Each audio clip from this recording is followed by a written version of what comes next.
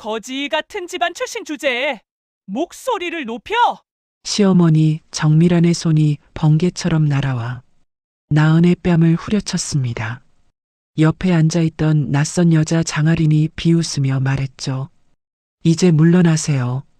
나은은 2살 딸을 안고 빗속으로 나가며 핸드폰을 꺼냈습니다. 아버지, 저예요. 회사 하나만 파산시켜 주세요. 전화기 너머로 아버지의 목소리가 들려왔습니다. 그래 알았다. 3일이면 충분하다. 과연 나은의 아버지는 누구였을까요?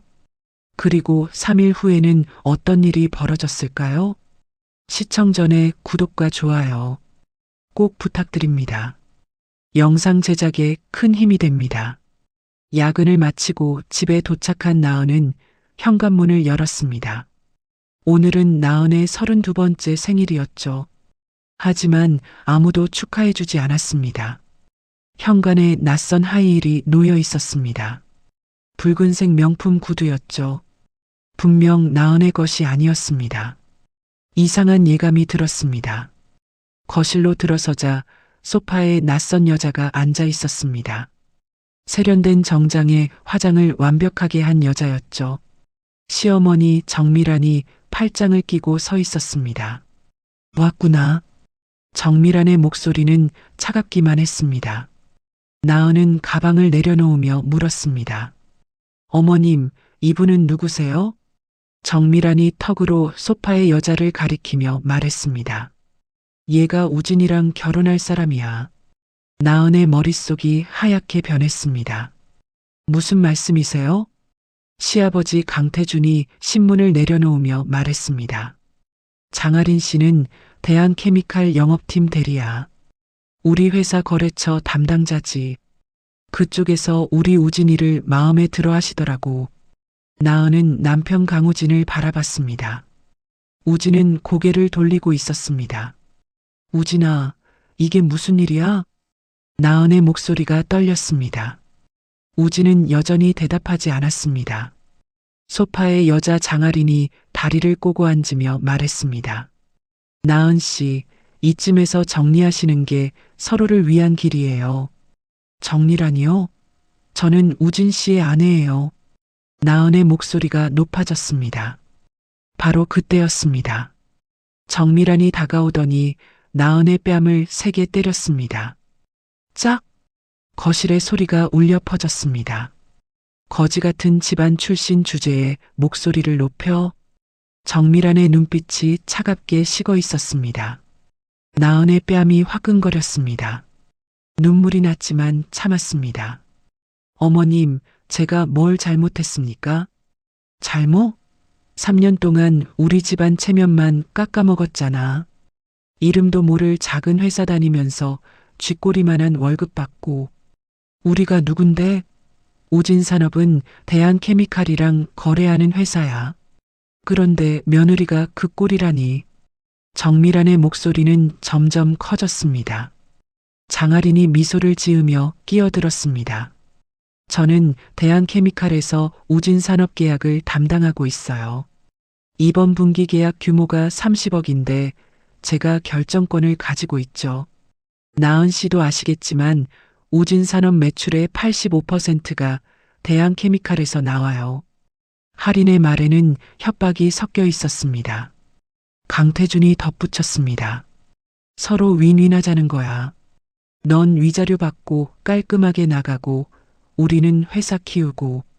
나은은 숨이 막혔습니다. 3년 동안 이 집에서 견디며 살았습니다. 작은 회사 다닌다고, 돈 없다고, 능력 없다고 매일 들었던 말들이 떠올랐습니다. 그런데 이제는 아예 쫓아내려는 거였습니다. 나은은 천천히 고개를 들었습니다. 알겠습니다. 정말? 정밀한이 놀란 표정을 지었습니다. 네, 나가겠습니다. 대신 위자료는 필요 없어요. 현명한 선택이네요. 장아린이 만족스럽게 웃었습니다. 나은은 안방으로 들어가 짐을 챙겼습니다. 옷 몇 벌과 중요한 서류들만 가방에 넣었죠. 그리고 가장 소중한 것, 잠들어 있는 딸 서아를 조심스럽게 안았습니다. 거실로 나오자 정밀한이 비웃듯 말했습니다. 가난한 집안 사람들은 역시 쉽게 포기하네. 나은은 대답하지 않았습니다. 현관문을 열고 나가려는데 우진이 처음으로 입을 열었습니다. 서한은 두고 가. 나은이 돌아봤습니다. 무슨 소리야? 애는 우리 강씨 집안 사람이잖아. 내가 키울 형편이 돼? 나은의 손이 떨렸습니다. 서한은 제 딸이에요. 그래도 강씨 집안 손녀야. 여기 두고 가라고. 우진의 목소리가 높아졌습니다. 나은은 딸을 더 꽉 안았습니다. 서한은 저랑 갑니다. 그리고 밖으로 나갔습니다. 비가 내리기 시작했습니다. 5월의 차가운 봄비였죠. 나은은 빗속을 걸으며 핸드폰을 꺼냈습니다. 전화번호를 눌렀습니다. 여보세요? 전화기 너머로 익숙한 목소리가 들렸습니다. 아버지, 저예요. 나은아? 무슨 일이니? 아버지 한재윤의 목소리에서 걱정이 묻어났습니다. 나은은 빗물을 닦으며 말했습니다. 회사 하나만 파산시켜주세요. 뭐? 우진산업이요. 3년 동안 제가 살았던 시댁회사예요. 한재윤은 잠시 침묵했습니다. 무슨 일이 있었니? 나중에 말씀드릴게요. 지금은 그냥 해주세요. 딸의 목소리에서 뭔가를 느낀 한재윤이 말했습니다. 알았다. 3일이면 충분하다. 감사합니다, 아버지. 전화를 끊고 나은은 택시를 잡았습니다. 기사님, 한남동으로 가주세요.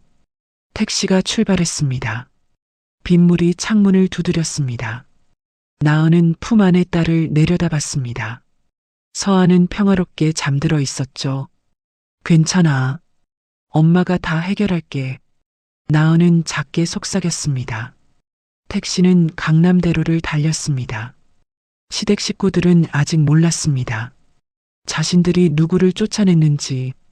한남동 대저택. 대문이 열리고 나은이 들어섰습니다.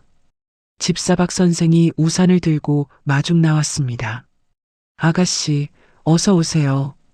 회장님께서 기다리고 계십니다. 나은은 서아를 안고 저택 안으로 들어갔습니다. 거실에서 한재윤이 기다리고 있었습니다. 대한그룹 회장, 업계 5손가락 안에 드는 재벌이었죠. 아버지, 나은의 목소리가 떨렸습니다. 한재윤이 다가와 손녀를 조심스럽게 안았습니다. 서아는 잘 있었니? 네, 잘 자고 있어요. 한재윤은 서아를 방에 눕혀주고 돌아왔습니다. 이제 말해보렴. 무슨 일이 있었는지. 나은은 3년간 시댁에서 겪었던 일들을 차근차근 설명했습니다. 매일 듣던 멸시와 모욕, 작은 회사 다닌다는 이유로 받았던 무시, 그리고 오늘 있었던 일까지. 한재윤의 눈빛이 점점 차갑게 변했습니다. 내 연녀 앞에서 뺨을 맞았다고? 네. 그리고 그 여자가 대한케미칼 직원이라고? 장아린이라는 영업팀 대리예요. 우진산업 담당자래요. 한재윤은 즉시 핸드폰을 꺼냈습니다. 전화를 걸었습니다. 대한케미칼 김 사장 나야. 예, 회장님. 전화기 너머로 긴장한 목소리가 들렸습니다. 우진산업이라고 하나? 아, 네. 저희 협력업체 중 하나입니다. 내일부터 거래 중단해. 예. 그게 무슨. 이유 묻지 마. 그냥 해. 그리고 영업팀 장아린이라는 직원징계위원회에 회부해. 리베이트 받았는지 전수조사하고. 알겠습니다, 회장님. 전화를 끊고 한재윤이 말했습니다. 이제 시작이다. 아버지, 너무 심한 거 아니에요? 심해? 내 딸 뺨을 때린 사람들한테? 한재윤의 목소리에는 분노가 섞여 있었습니다. 하지만 우진산업은 작은 회사예요. 직원들도 있고. 걱정 마. 잘못한 사람만 대가를 치를 거야. 한재윤은 서재로 들어가 또 다른 전화를 걸었습니다. 이번엔 대한그룹 전략실장이었습니다. 우진산업협력업체 리스트 확보해. 그리고 각 업체 담당자들한테 연락해. 대한그룹이 우진산업과 거래 중단했다는 소식 흘려. 공식 발표는 아니고 그냥 소문으로. 알겠습니다, 회장님. 한재윤은 창밖을 바라봤습니다. 밤하늘에 빗줄기가 내리고 있었습니다. 다음 날 아침, 우진산업 사무실. 강태준이 출근하자마자 비서가 달려왔습니다. 사장님, 대한케미칼에서 연락 왔습니다. 뭐래? 다음 달부터 원자재 공급을 중단하겠답니다. 뭐? 강태준의 얼굴이 하얗게 질렸습니다. 이유는? 이유가 뭐래? 그냥 본사 방침이라고만. 강태준은 즉시 대한케미칼로 전화를 걸었습니다. 김 사장님, 저 우진산업 강태준입니다. 아, 강 사장님. 대한케미칼 김 사장의 목소리가 어색했습니다. 원자재 공급 중단이 무슨 말입니까? 우리 3년 동안 거래했잖습니까? 죄송합니다. 본사 지시사항이라. 본사 지시? 왜요? 우리가 뭘 잘못했습니까? 저도 자세한 이유는 모릅니다. 그냥 위에서 내려온 지시예요. 강 사장님, 다른 협력업체 찾아보시는 게. 전화가 끊겼습니다. 강태준은 멍하니 서 있었습니다.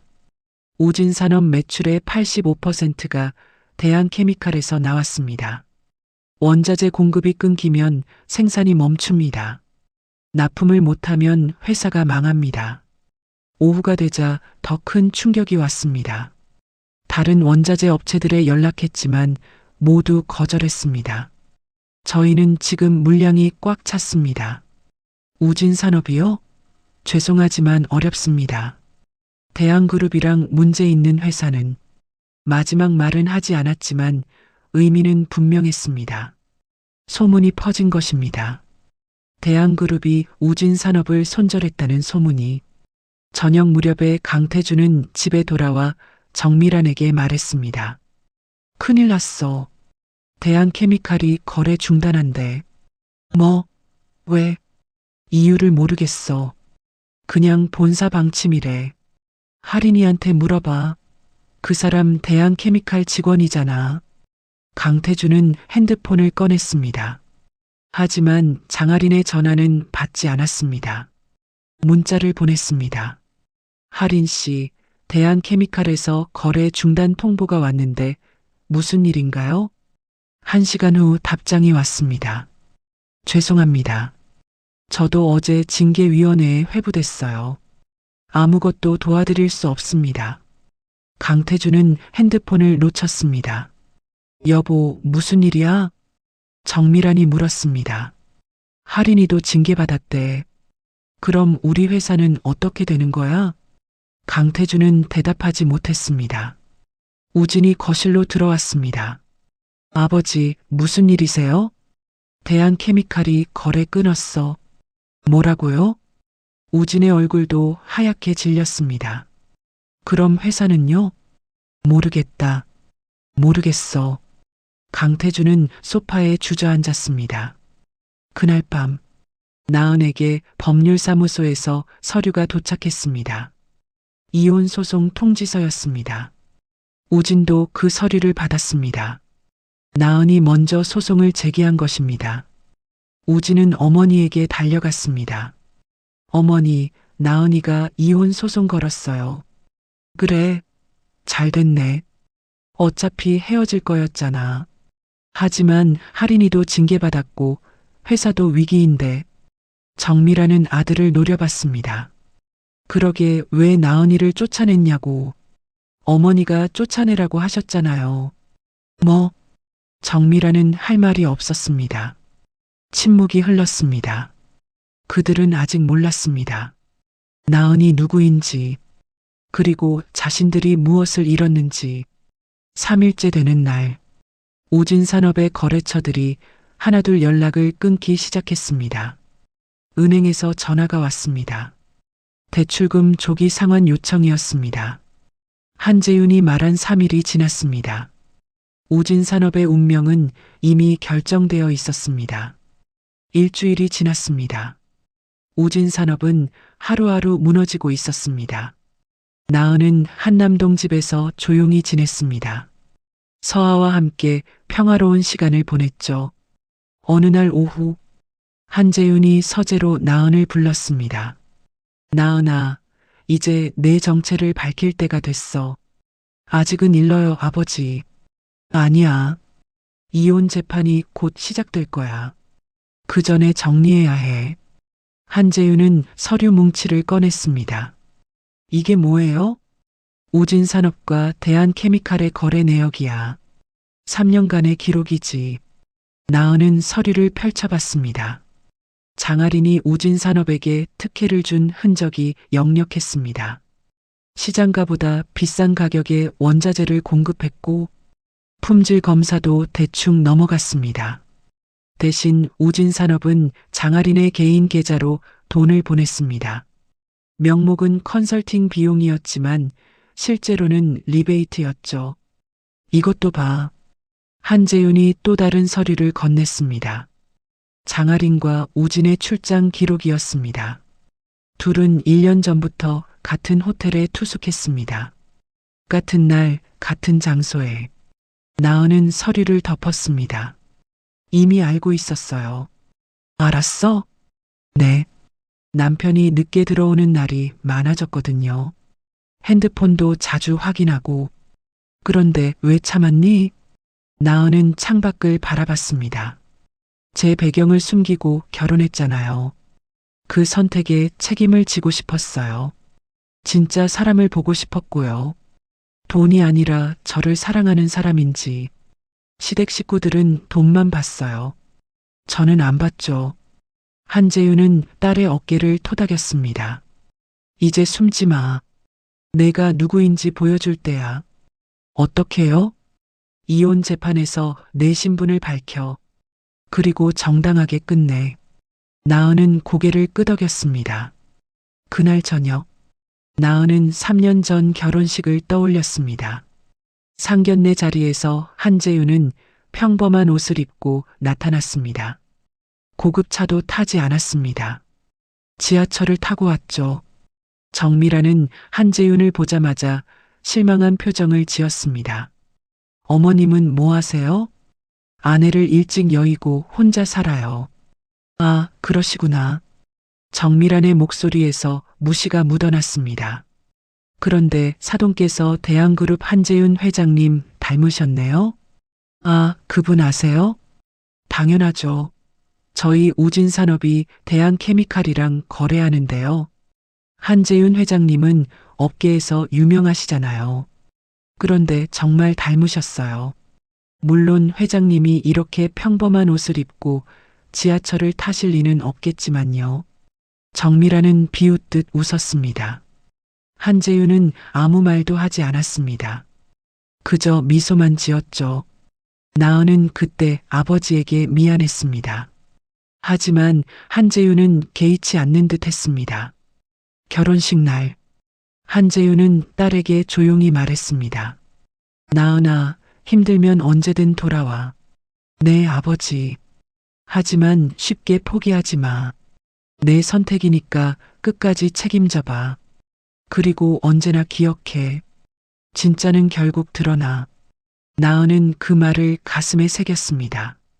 3년 동안 시댁에서 무시당하고 멸시당했지만 나은은 묵묵히 견뎠습니다. 작은 자재회사에 다니며 성실히 일했습니다. 시댁 식구들은 나은을 무능하다고 했지만 회사에서는 인정받았습니다. 나은 씨, 이번 프로젝트 정말 잘 마무리했어요. 과장님이 칭찬했습니다. 감사합니다. 우리 회사 규모는 작지만 나은 씨 같은 직원이 있어서 다행이에요. 나은은 그 말에 위안을 받았습니다. 적어도 여기서는 인정받으니까요. 하지만 집에 돌아가면 달랐습니다. 작은 회사 다니는 주제에 뭐가 바빠? 쥐꼬리만한 월급 받으면서 우리 집안이 어떤 집안인데 매일 듣는 말들이었습니다. 나은은 참았습니다. 언젠가는 보여줄 수 있을 거라고 믿었습니다. 진짜가 무엇인지. 그리고 그날이 왔습니다. 뺨을 맞은 날. 나은은 더 이상 참지 않기로 했습니다. 아버지에게 전화를 걸었습니다. 그리고 모든 것이 움직이기 시작했습니다. 나은은 거울을 봤습니다. 이제 숨지 않을 것입니다. 당당하게 보여줄 것입니다. 자신들이 누구를 함부로 대했는지, 누구를 쫓아냈는지. 나은은 이혼 소송 서류를 정리했습니다. 재판 날짜가 잡혔습니다. 2주 후였습니다. 그때 모든 것이 밝혀질 것입니다. 나은은 서아의 방으로 갔습니다. 딸은 평화롭게 자고 있었습니다. 서아야, 이제 엄마가 당당하게 살게. 그리고 다짐했습니다. 절대 흔들리지 않겠다고. 원칙대로 정당하게 끝내겠다고. 복수가 아니라 정의를 위해서. 2주가 지났습니다. 우진 산업은 급속도로 무너지고 있었습니다. 강태준은 매일 협력업체를 찾아다녔지만 소용없었습니다. 강 사장님, 저희도 어렵습니다. 다른 곳 알아보세요. 모두가 같은 대답이었습니다. 대한그룹과 적대 관계에 있는 회사를 도울 수는 없다는 뜻이었죠. 사무실로 돌아온 강태준에게 또 다른 악재가 터졌습니다. 사장님, 납품 일정을 맞추지 못해 거래처에서 계약 해지 통보가 왔습니다. 어느 거래처? 세광전자, 미래산업, 동방기업 세 곳입니다. 강태준은 책상을 내리쳤습니다. 납품을 못하면 손해배상도 물어야 했습니다. 회사 자금은 이미 바닥이 났는데 은행에서도 압박이 들어왔습니다. 강태준 사장님, 대출 연체가 이번 달로 2번째입니다. 다음 달까지 상환하지 않으시면 담보를 처분하겠습니다. 조금만 기다려 주십시오. 죄송합니다. 은행 방침입니다. 집에서도 상황은 나빠지고 있었습니다. 정미라는 카드가 막혔습니다. 여보, 카드가 안 돼. 당연하지. 한도 초과됐어. 그럼 어떻게 해? 이번 달 모임비도 못 낼 판인데. 지금 그게 중요해? 회사가 망하려고 하는데. 강태준과 정미라는 매일 싸웠습니다. 우진도 불안했습니다. 회사가 망하면 자신도 백수가 되는 것입니다. 장아린에게 연락했지만 받지 않았습니다. 하린 씨, 저 우진이에요. 연락 좀 주세요. 문자를 보내도 답이 없었습니다. 결국 대한케미칼 앞에서 기다렸습니다. 퇴근 시간에 장아린이 나왔습니다. 하린 씨, 우진이 달려갔습니다. 장아린은 차갑게 돌아섰습니다. 나한테 왜 와요? 우리 회사가 어려운 거 알죠? 도와주세요. 어떻게요? 난 지금 징계조사 중이라고요. 그냥 한마디만 해주세요. 대한케미칼 쪽에. 장아리는 비웃었습니다. 우진 씨, 현실을 봐요. 당신네 회사는 끝났어요. 뭐라고요? 대한그룹이 손절한 회사를 누가 거들떠보겠어요? 그리고 솔직히 말할게요. 난 처음부터 당신이 좋아서 만난 게 아니에요. 그럼요. 거래처 관리 차원이었죠. 장아리는 차가운 눈빛으로 우진을 봤습니다. 이제 쓸모없으니까 끝이에요. 연락하지 마세요. 장아리는 택시를 타고 떠났습니다. 우진은 그 자리에 서 있었습니다. 이용당한 것입니다. 집으로 돌아온 우진은 아무 말도 하지 못했습니다. 어떻게 됐어? 정미란이 물었지만 우진은 고개만 저었습니다. 그날 밤 강태준은 술을 마셨습니다. 왜 이렇게 됐을까? 그는 중얼거렸습니다. 대한케미칼이랑 잘 지내왔는데 갑자기 거래를 끈다니. 정미란도 옆에 앉았습니다. 나은이 때문인가? 뭐? 나은이를 쫓아낸 게 잘못이었나? 말도 안 돼. 그 애가 뭔데?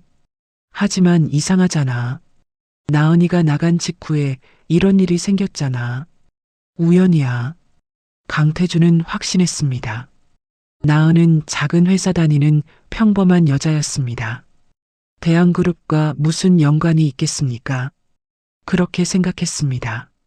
하지만 다음 날 아침, 이혼 재판 출석 통지서가 도착했습니다. 재판 날짜는 일주일 후였습니다. 우진은 변호사를 선임했습니다. 변호사 선임하는데도 돈이 들었지만 어쩔 수 없었습니다. 변호사가 물었습니다. 상대편 변호인이 누군지 아세요? 아니요.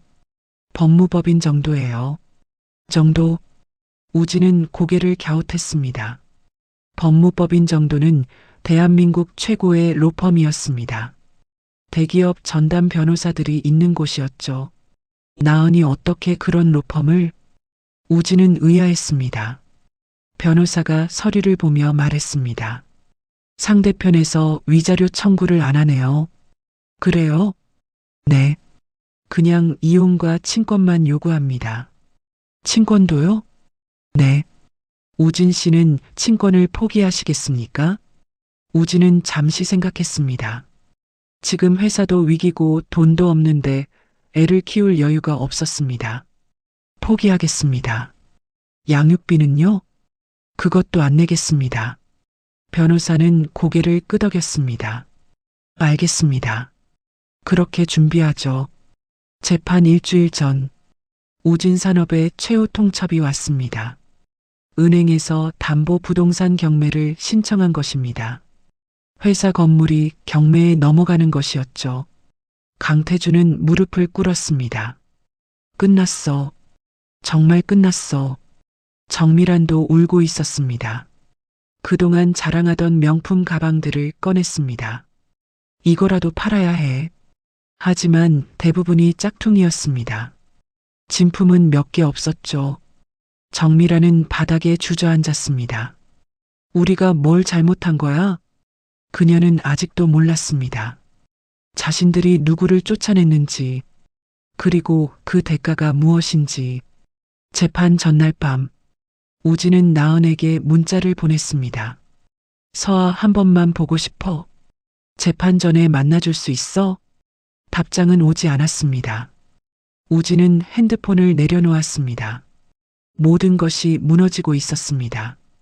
회사도 결혼도 미래도. 그는 뒤늦게 후회했습니다. 나은을 쫓아낸 것을, 장아린을 선택한 것을. 하지만 이미 늦었습니다. 내일이면 모든 것이 끝날 것입니다. 재판 당일 아침, 우진은 부모님과 함께 도착했습니다. 변호사도 왔습니다. 상대편 변호인은 안 보이네요? 변호사가 주위를 둘러봤습니다. 그때 검은색 제네시스 2대가 멈춰 섰습니다.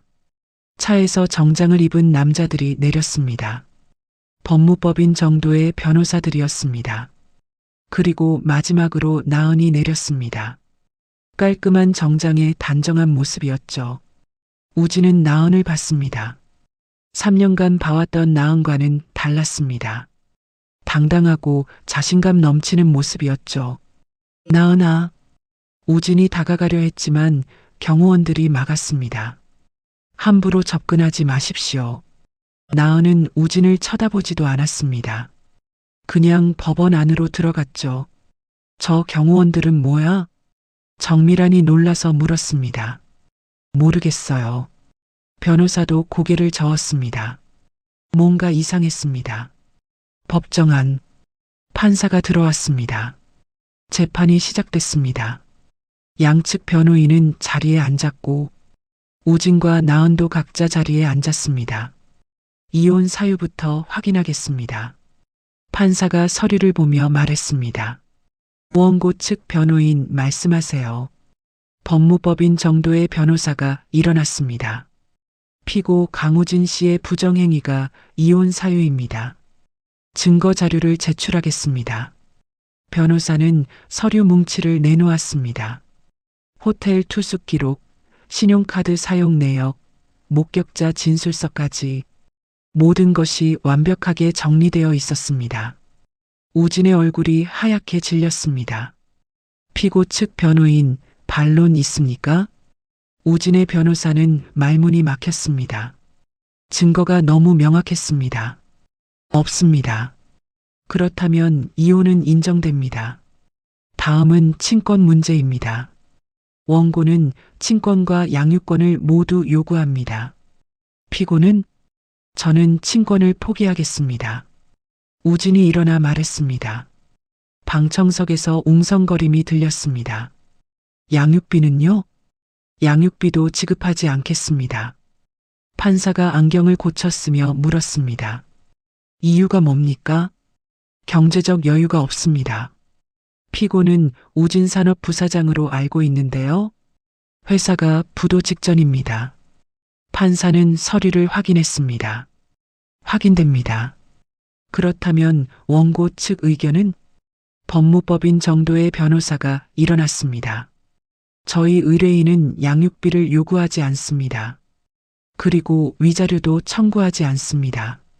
의뢰인이 경제적으로 충분한 능력이 있기 때문입니다. 변호사는 또 다른 서류를 제출했습니다. 나은의 재산 목록이었습니다. 판사가 서류를 보더니 눈이 커졌습니다. 이게 원고의 재산입니까? 네, 맞습니다. 우진도 궁금해서 고개를 빼꼼히 들었습니다. 하지만 볼 수 없었습니다. 판사는 서류를 덮으며 말했습니다. 알겠습니다. 그렇다면 친권과 양육권은 원고에게, 양육비와 위자료는 청구하지 않는 것으로 정리하겠습니다. 재판은 30분 만에 끝났습니다. 판사가 마지막으로 물었습니다. 양측 모두 이해 없습니까? 없습니다. 나은과 우진이 동시에 대답했습니다. 재판이 끝났습니다. 나은은 일어나 법정을 나갔습니다. 우진이 뒤따라 나갔습니다. 나은아, 잠깐만. 나은은 멈춰섰습니다. 하지만 돌아보지 않았습니다. 서아라도 한번 보고 싶어. 안 됩니다. 나은의 목소리는 차가웠습니다. 나도 아빠야. 법적으로 친권을 포기하셨잖아요. 그래도 우진의 목소리가 높아졌습니다. 나은이 천천히 돌아섰습니다. 우진 씨, 당신은 선택했어요. 딸보다 회사를, 저보다 다른 여자를. 그건 미안해. 이제 와서 후회해도 늦었어요. 나은은 다시 돌아서서 걸어갔습니다. 우진은 그 뒤를 바라만 봤습니다. 정미란과 강태준도 복도로 나왔습니다. 저 여자 뭔가 이상해. 정미란이 말했습니다. 뭐가? 경호원들, 고급차 변호사들도 저런 게 어디서 났겠어? 정미란은 불안했습니다. 뭔가 놓친 것 같았습니다. 법원을 나와 주차장으로 향하는데 나은 옆에 한 남자가 나타났습니다. 한재윤이었습니다. 수고했어, 나은아. 감사합니다, 아버지. 이제 끝났니? 아직 아니에요. 이제 시작이죠. 한재윤은 고개를 끄덕이며 차에 탔습니다. 나은도 차에 올랐습니다. 차가 출발하려는 순간 정미란이 그 모습을 봤습니다. 여보, 저 남자, 뭐? 저 남자 어디서 본 것 같은데. 누구? 그때 차가 떠났습니다. 정미란은 얼굴이 하얗게 질렸습니다. 상견례 때 봤던 얼굴이었습니다. 나은의 아버지. 그런데 그 남자가 설마. 정미란은 고개를 저었습니다. 말도 안 돼. 그날 저녁 정미란은 인터넷을 검색했습니다. 대한그룹 한재윤 회장 사진이 나왔습니다. 정미란은 핸드폰을 떨어뜨렸습니다. 그 남자였습니다. 상견례 때 봤던 평범한 옷을 입은 남자. 나은의 아버지. 대한그룹 회장 한재윤.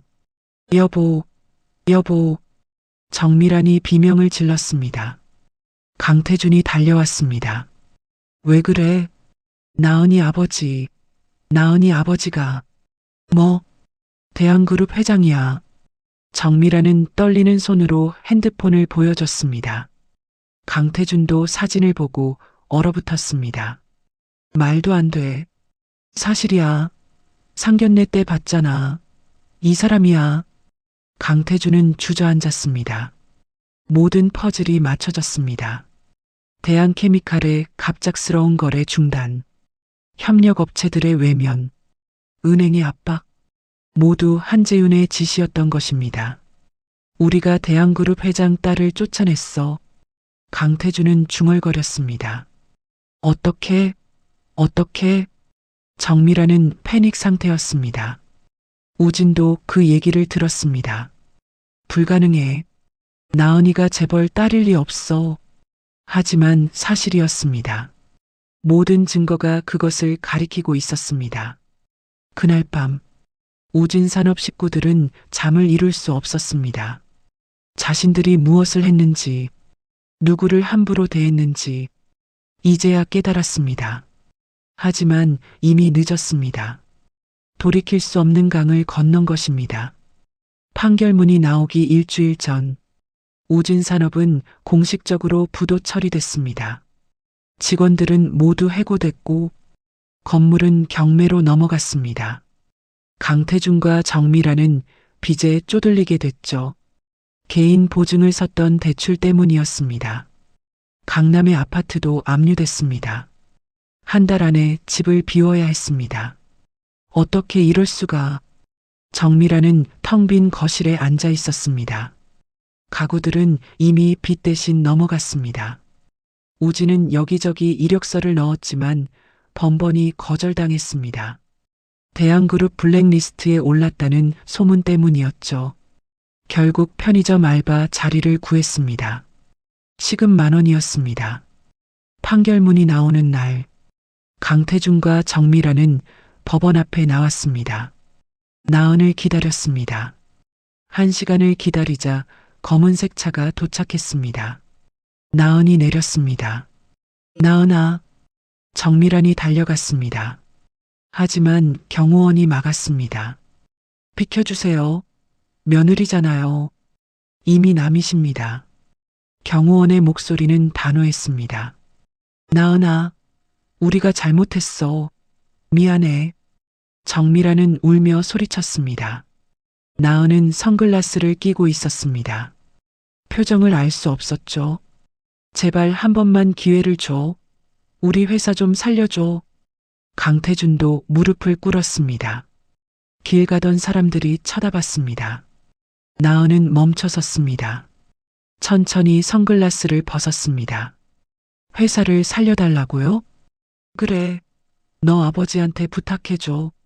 그 정도는 할 수 있잖아. 정미란의 목소리는 절박했습니다. 나은은 차갑게 웃었습니다. 제 아버지요? 그래. 너 아버지 말이야. 어머님, 제 아버지가 누군지 아세요? 대한그룹 한재윤 회장이잖아. 나은은 핸드폰을 꺼내 통화 버튼을 눌렀습니다. 스피커폰으로 전화했죠. 나은아. 전화기 너머로 한재윤의 목소리가 들렸습니다. 아버지, 지금 법원 앞이에요. 시댁 식구들이 회사 살려달라고 하네요. 한재윤은 잠시 침묵했습니다. 그분들께 전해줘. 내 딸을 함부로 대한 대가가 무엇인지 똑똑히 보라고. 네, 아버지. 전화가 끊겼습니다. 정미란과 강태준은 말문이 막혔습니다. 3일이면 충분하다. 그 말의 의미를 이제야 깨달았습니다. 나은이 전화를 걸고 3일 만에 우진산업이 무너졌던 것입니다. 우리가 대한그룹 회장 딸을 쫓아냈어? 강태준은 중얼거렸습니다. 네, 그러셨죠. 거지 같은 집안이라고 하시면서요. 나은의 목소리는 담담했습니다. 미안해. 정말 미안해. 정미란이 나은의 발을 붙잡으려 했습니다. 하지만 경호원이 가로막았습니다. 어머님, 저를 쫓아낼 때는 미안하지 않으셨죠? 나은은 한 걸음 물러섰습니다. 제 뺨을 때리실 때도 미안하지 않으셨고요. 내 연녀 앞에서 거지 같은 집안이라고 하실 때도 미안하지 않으셨잖아요. 나은아, 이제 와서 미안하다고 해서 뭐가 달라지나요? 나은의 눈빛은 차가웠습니다. 우진도 달려왔습니다. 편의점 알바복을 입은 채였습니다. 나은아, 제발. 우진 씨도요. 장아린 씨 선택하실 때 후회 안 하셨죠? 그건 내가 잘못했어. 딸 포기하실 때도 후회 안 하셨고요. 그때는 돈이 없어서 변명은 됐어요. 이제 저희는 남이에요. 나은은 법원 안으로 들어갔습니다. 경호원들이 뒤따랐습니다. 나은아, 나은아. 정밀한의 외침이 뒤에서 들렸지만 나은은 돌아보지 않았습니다. 판결문을 받은 나은은 차에 올랐습니다. 기사님, 출발하세요. 차가 움직였습니다. 창밖으로 무릎 꿇고 있는 시댁 식구들이 보였습니다. 나은은 창문을 올렸습니다. 더 이상 볼 필요가 없었습니다. 그날 저녁에 나은은 한남동 집에서 서아와 저녁을 먹었습니다. 엄마, 맛있어. 서아가 웃으며 말했습니다. 그래, 우리 서아 많이 먹어. 나은도 미소를 지었습니다. 한재윤이 거실로 들어왔습니다. 오늘 어땠니? 법적으로 모두 정리됐어요. 그래, 수고했다. 한재윤은 손녀를 안아들었습니다. 서아야, 할아버지가 맛있는 거 사줄까? 좋아요. 서아가 환하게 웃었습니다. 나은은 그 모습을 보며 생각했습니다. 이제 정말 끝났다고. 법적으로도 감정적으로도 더 이상 시댁과는 아무 관계가 없었습니다. 한편 정미라는 작은 원룸에 앉아 있었습니다. 이사 온 지 일주일 된 곳이었습니다. 강남 아파트에서 작은 원룸으로 천국에서 지옥으로 떨어진 기분이었습니다. 우리가 뭘 잘못한 거지? 정미라는 중얼거렸습니다. 강태준은 대답하지 않았습니다. 그도 알고 있었습니다. 돈만 보고 사람을 판단했던 것, 그리고 가장 소중한 것을 버렸던 것, 후회해도 소용없었습니다. 이미 엎질러진 물이었으니까요. 한 달이 지났습니다. 우진 산업은 완전히 사라졌습니다. 경매로 넘어간 건물은 다른 회사가 인수했습니다. 직원들은 뿔뿔이 흩어졌죠. 강태준은 경비 일자리를 구했습니다. 월급은 200만 원이었습니다. 예전에는 직원들한테 주던 월급보다 적었습니다. 매일 밤 건물을 지키며 강태준은 생각했습니다. 어떻게 이렇게 됐을까? 한때는 사장이었는데 정미라는 더 비참했습니다. 백화점 식품관에서 시식 도우미로 일했습니다. 하루 6시간, 시급 10,000원이었습니다. 손님들에게 고개를 숙이며 시식을 권해야 했죠. 드셔보세요. 정말 맛있어요. 정미란의 목소리는 쥐어짜듯 나왔습니다. 예전에는 백화점에서 쇼핑하던 사람이었습니다. 이제는 시식을 권하는 사람이 됐습니다. 아는 사람이라도 마주칠까봐 두려웠습니다.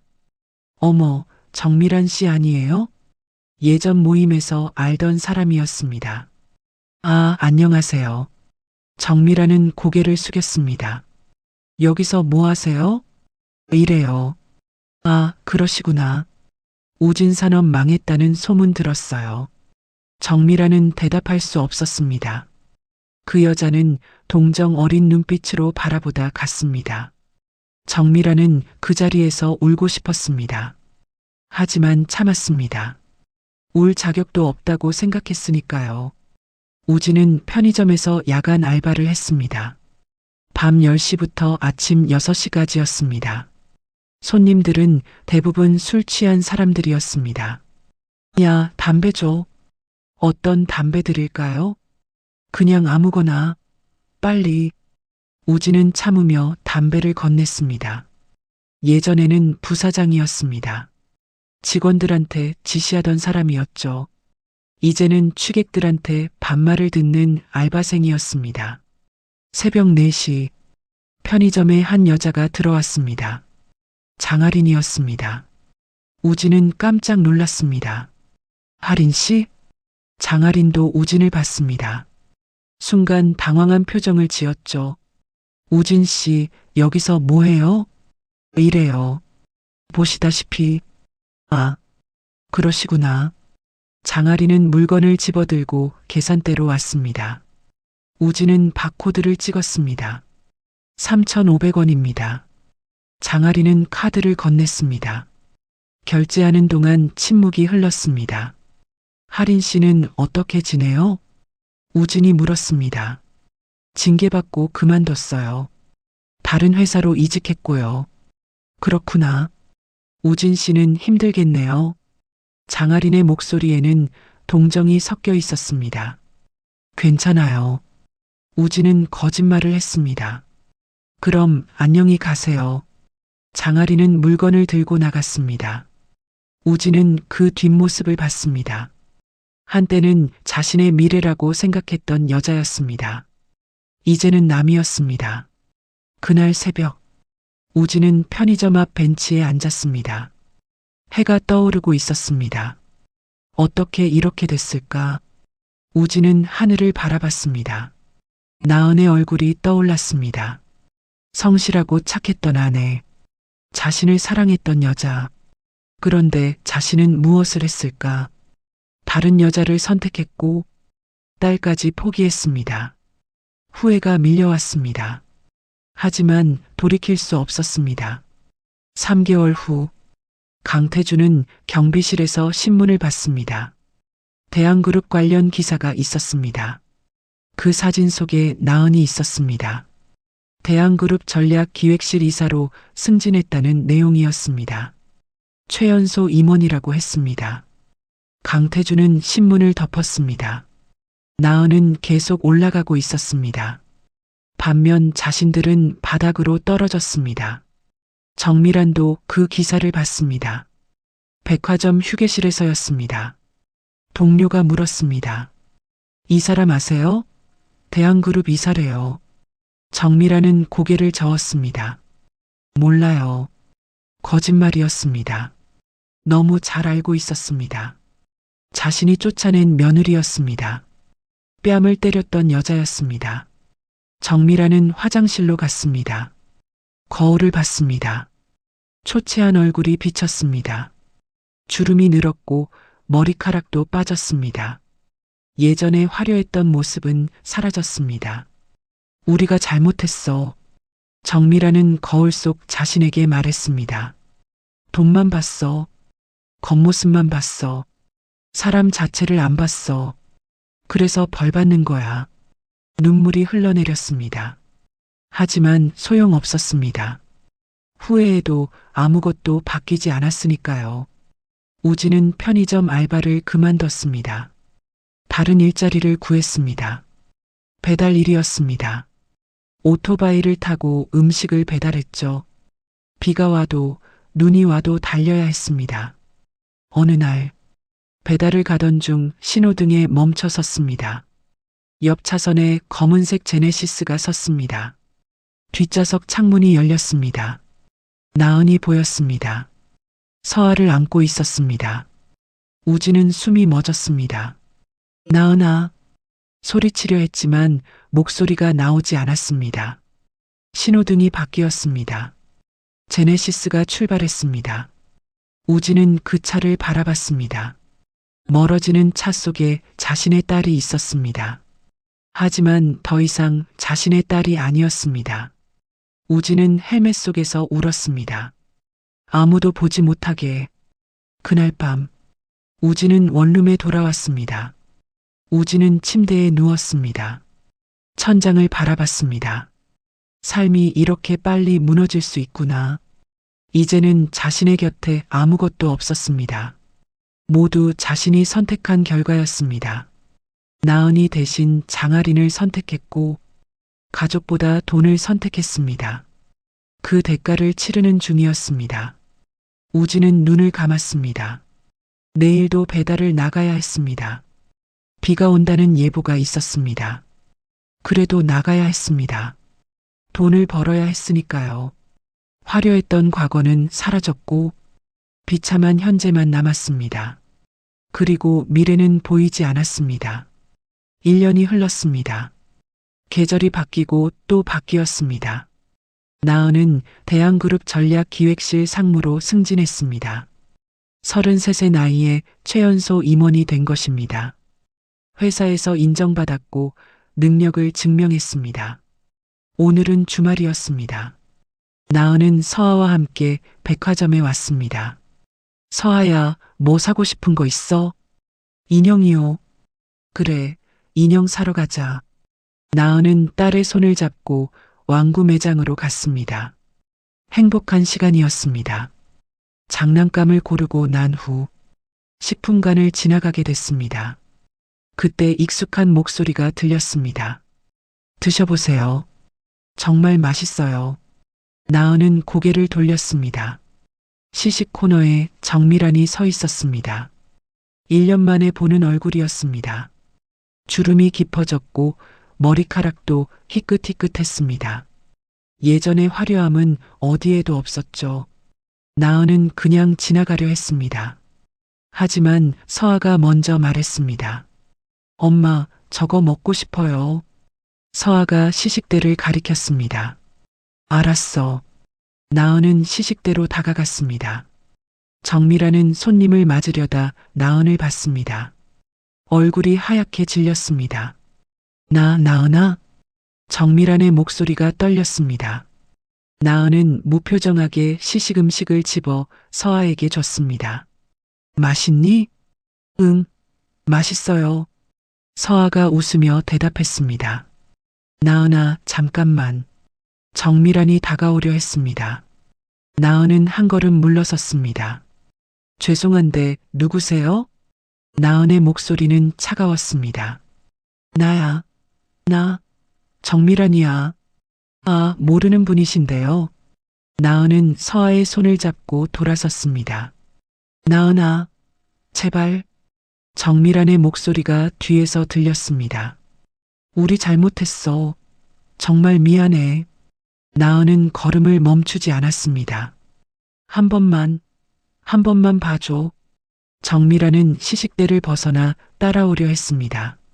하지만 매니저가 막았습니다. 정씨, 근무 중에 자리 이탈하시면 안 됩니다. 하지만 저 사람이 손님한테 패 끼치지 마세요. 정미란은 그 자리에 서야 했습니다. 나은은 뒤돌아보지 않고 갔습니다. 엄마, 저 아줌마 누구예요? 아무도 아니야. 몰라도 되는 사람이야. 나은은 딸에게 미소를 지어 보였습니다. 엘리베이터를 타고 내려가는 동안 나은은 생각했습니다. 1년 전 자신의 뺨을 때렸던 손, 거지 같은 집안이라고 말했던 입, 이제는 시식을 권하고 있었습니다. 나은은 감정이 동하지 않았습니다. 동정도 연민도 없었습니다. 그저 남이었습니다. 저녁에 한남동 집에서 가족이 모였습니다. 오늘 시어머니 봤어요. 나은이 저녁을 먹으며 말했습니다. 어디서? 백화점이요. 시식 도우미 하더라고요. 어떻게 했니? 모르는 사람이라고 했어요. 한재윤은 고개를 끄덕였습니다. 잘했어. 더 이상 내 삶에 들어올 필요 없어. 네, 아버지. 그런데 나은아. 네. 후회하지 않니? 그렇게 만든 것. 나은은 잠시 생각했습니다. 후회 안 해요. 저는 아무것도 안 했어요. 그냥 아버지한테 전화했을 뿐이에요. 한재윤은 미소를 지었습니다. 그래, 맞아. 넌 아무것도 안 했어. 그들이 스스로 무너진 거지. 나은도 고개를 끄덕였습니다. 잘못을 저지르면 대가를 치르는 법이었습니다. 정미라는 나은을 함부로 대했고 뺨까지 때렸습니다. 강태주는 며느리를 사람 취급하지 않았고 우진은 아내와 딸을 버렸습니다. 그 대가를 치르는 중이었습니다. 며칠 후 나은은 회사에서 보고서를 작성하고 있었습니다. 비서가 들어왔습니다. 상무님, 택배 왔습니다. 여기 놔주세요. 비서가 나가고 나은은 택배를 열었습니다. 편지 한 통이 들어 있었습니다. 정미란의 필체였습니다. 나은아, 정말 미안해. 우리가 너무 잘못했어. 돈만 보고 사람을 안 봤어. 내가 얼마나 좋은 사람인지 몰랐어. 이제 와서 하는 말이지만 넌 정말 훌륭한 며느리였어. 미안해. 정말 미안해. 용서는 바라지 않아. 그냥 미안하다는 말만 하고 싶었어. 나은은 편지를 읽고 서랍에 넣었습니다. 답장은 하지 않았습니다. 필요 없었으니까요. 퇴근 후 나은은 서아를 데리러 어린이집에 갔습니다. 엄마, 서아가 뛰어왔습니다. 우리 공주님, 오늘 하루 어땠어? 재밌었어요. 친구들이랑 놀았어요. 그래. 엄마한테 이야기해 줄래? 응. 차를 타고 집으로 가는 길. 나은은 백미러로 딸을 봤습니다. 카시트에 앉아 노래를 부르고 있었습니다. 행복해 보였습니다. 나은도 행복했습니다. 이제 과거는 정말 끝났습니다. 새로운 삶이 시작됐고 앞으로 나아가고 있었습니다. 그날 밤에 한재윤이 서재에서 나은을 불렀습니다. 나은아, 들어와 보렴. 네, 아버지. 나은은 서재로 들어갔습니다. 한재윤이 물었습니다. 1년 전 내가 한 말 기억하니?